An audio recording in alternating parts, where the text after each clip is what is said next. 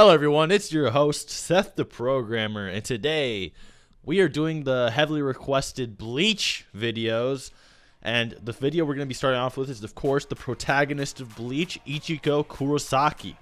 Why he's stronger than people think. Now, a lot of people have been coming at me saying that Bleach is featless, they have shown nothing more than even town level, or they're all just fodder, so I thought I would go into some examples of why they're actually very powerful. And, you know, it's unfortunate that this show got canceled because this show is actually a really big inspiration for me when I started writing. I loved all the designs of the characters. I thought everyone was really badass. I mean, it's a show about death gods. You can't really not be badass. Out of the Holy Shonen Trinity, it definitely takes the cake in that department. Credits to my boy Darsh and Psycho. Sorry if I didn't say your name right. They helped me out with a lot of my calculations, of course. They're really deep into Bleach calculations and lore, so they definitely helped me out find a lot of stuff. This video will not be going over speed. This video will just be talking about destructive capacity. And if you like Bleach, you like what I do, be sure to hit that subscribe button. There's going to be more Bleach content in the future. And if you want to see more Bleach content for sure, be sure to hit that subscribe button, comment that you want to see more, etc. I'm considering doing Sosuke Aizen if this video does well, so keep that in mind. And of course, guys, there will be spoilers, alright? There's obviously going to be spoilers. If you've only seen the anime, there's going to be some spoilers because there is a manga after the anime. So if you've only seen the anime, you're going to be seeing some spoilers. Also, I know this intro is long as fuck, but we need to go over Yuha's name. Okay, I don't know if that's how you say his name. I don't know if it's Yawak, Yuha, Juha Ba, Jehovah. I've literally heard 800 different ways to pronounce his name, so I'm just going to be calling him Yuha, so keep that in mind when you're watching this video.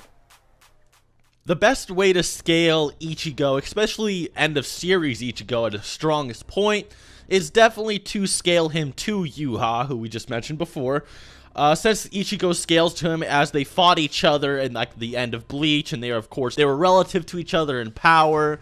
You could argue Yuha's a little bit stronger, but it's established you need a relative or superior level of Ryatsu or spiritual pressure to damage an opponent in battle. Okay, and Ichigo, of course, does this with Yuha.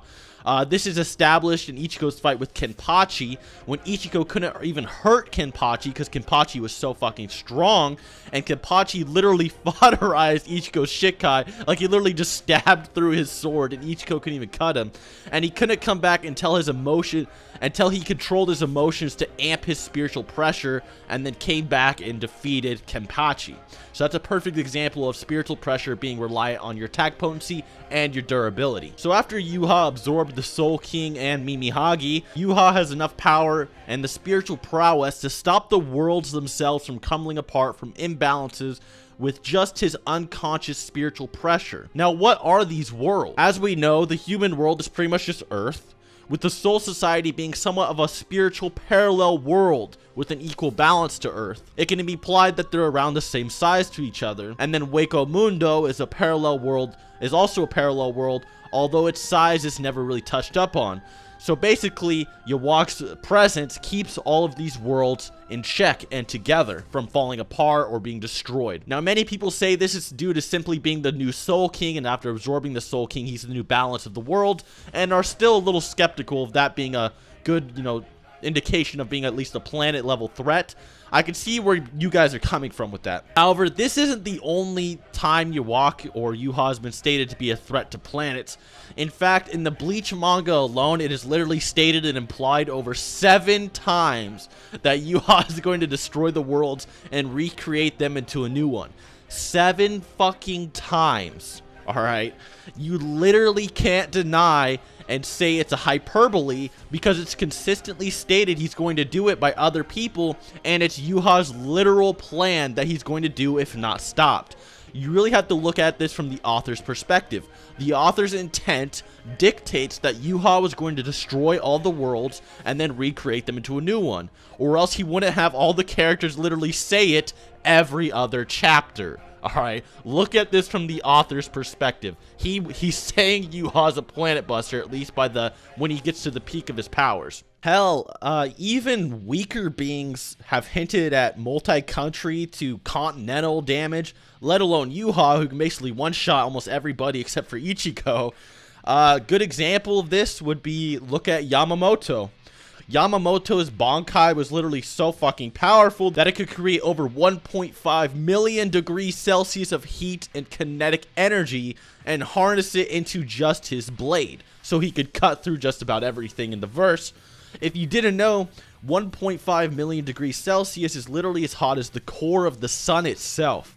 And not only that, but even when attempting to restrict its power into his blade and not do any collateral damage, Yamamoto still couldn't hold the power to his Bankais for long, and if left unattended, his Bankai would destroy the entire known Soul Society. Yawak then steals this power, meaning that Yamamoto's Bankai could possibly erase multi-continent level distances and possibly destroy the Soul Society, which could be comparable to the Earth itself if you want to highball it. Yuha was also stated to elevate the Vandenreich to the royal realm while not even at his full powers. Some speculate that this in itself could require exatons of force and moon level energy, although it's still argued about to this day, so it's not exactly the strongest point, but it is, supporting evidence that they could reach planetary levels. But in short, you have numerous statements in author intent, placing Yuha at a planet buster at least when at his peak, and absorbing Yamamoto's Bankai on top of his powers,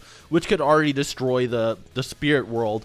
It's not really up for debate anymore. I mean, if you as an author said 8 times in your story or 7 times in your story, hey, this guy's going to destroy the world, are you lying?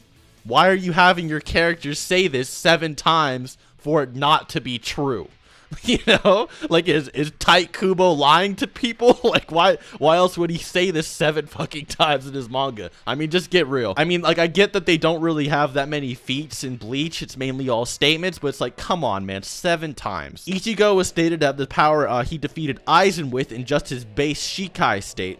Meaning, yes, that badass, super powerful final Getsuga Tensho, that one-shot transcended Sosuke Aizen, is literally Ichigo's new base Shikai form, as stated by Yuha. Ichigo then literally chops Yuha in 2 with just his Bankai, and then goes into his Hollow Bankai form.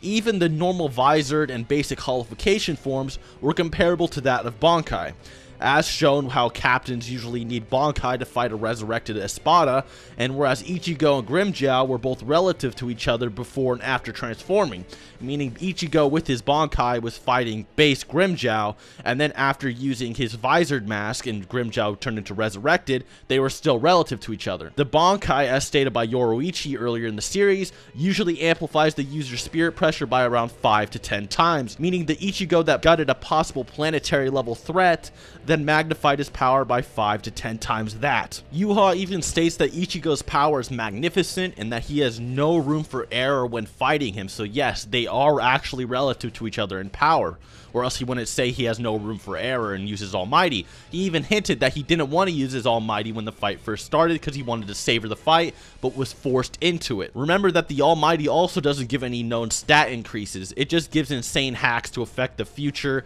in which Ichigo was somehow able to counter it. I'm gonna have to call Tight Kubo out on that one, but he was somehow able to counter the Almighty.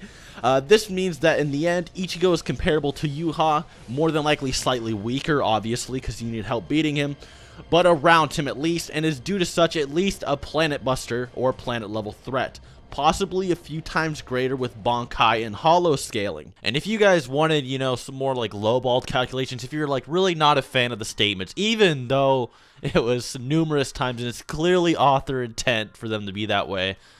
Okay, let's say if we're only going by feats, they're at least continental levels. At least continentals. I would honestly go with multi-continental levels. And possibly even small planetary. The reasoning for this is, I mean, look at Kenpachi when he unlocked his Bankai versus Gremmy. Gremmy summoned a meteor that's like as large as the Sarate. Some people have scaled the Sarate to be at least twice the size of Texas, and some people even say it's a small country or a country in just general. And Kenpachi, he destroyed this fucking huge ass meteor that's almost the size of like a country almost. And the meteor is also ablated, meaning it's going at least 2,000 meters per second. It was going to obliterate the entire Cerate, which you could say would require 20 to 40 teratons of TNT. And then you multiply that by 10 to 100 times for, you know, the Bankais and all the holification forms.